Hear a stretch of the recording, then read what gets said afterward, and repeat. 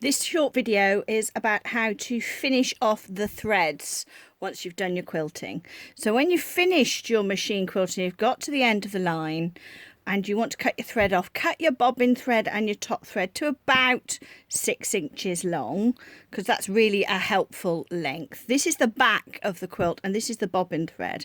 And as you can see, as I pull it gently, we create a little tiny loop. And that loop is the top thread, so we can pull that through.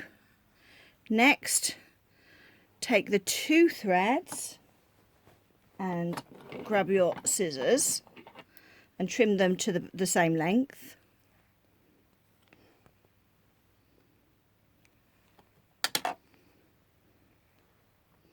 And then we want to thread our needle with both threads at the same time.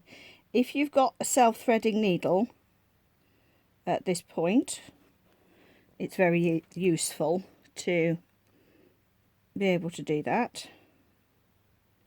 So I'm just threading my needle.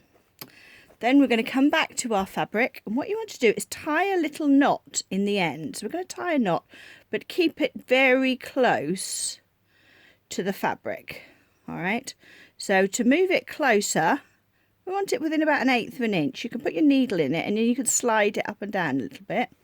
So you see here, our knot is about there. Okay, and now what we're going to do is go back into the last hole, and we're going to run the needle along the back of the quilt into the wadding a little bit, but not through the front of the quilt. So if I turn it round, you see you can't see the needle on the front anywhere. I can feel it, it's just there, but you can't see it. And then what we're going to do is pull that thread, and then when we get to that knot, it's going to sit on the top of our fabric just like that, and then when we give it a pull, you can hear it snap and it buries itself inside. So you could do this a couple of times if you want to really be sure that it's nice and secure. Just make sure you don't go across onto the top thread, the top of your quilt with your finger. Then give it a pull, and again that will disappear. So I've done 2 knots there.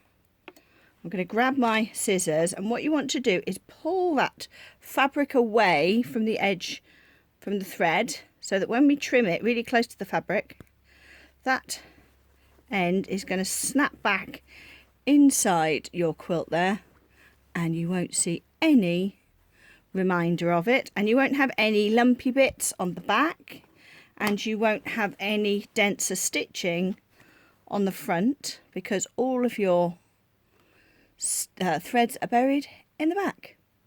There you go. That's how to bury your threads in the back of your quilt with a sewing needle.